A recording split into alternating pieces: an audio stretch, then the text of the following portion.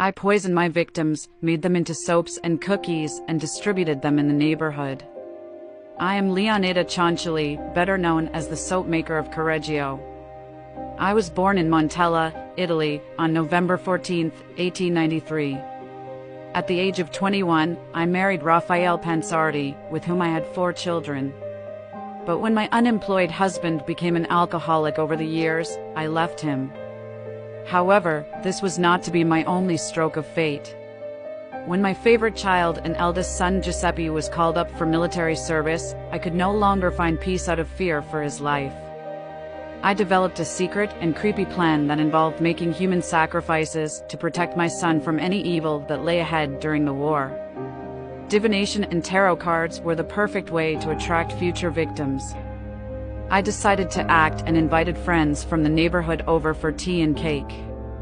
My first victim was my friend Faustina Setti. When she came over one day, I offered her a glass of wine.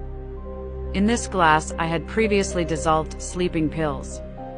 When Faustina fell asleep, I took an axe and cut her body into 9 pieces. I threw the pieces into a cauldron, added 7 kilograms of sodium hydroxide, and stirred until it was a dark, thick mass. From this I made a soap, which I later sold in my small store.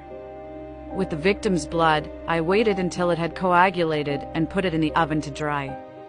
Then I mixed it with flour, sugar, chocolate, milk, and eggs. Lots of crispy cookies were baked from it, which I distributed to the next guests and visitors. I myself and my children also ate from them. In the same way, I later killed my 2 other friends before processing their bodies. Again, I distributed the bars of soap and cookies as gifts to neighbors and acquaintances. But when the sister of my last victim became concerned about her sister's whereabouts, she contacted the police. Since she was last seen in front of my house, the police eventually searched the house where they found the jewelry of the victim.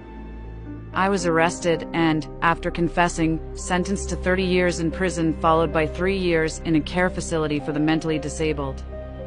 Of this sentence, I served only 24 years.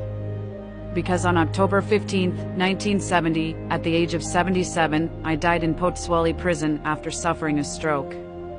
Some of the objects, such as the axe and the cauldron that served as murder weapons and instruments, can still be seen today in the Criminal Museum in Rome.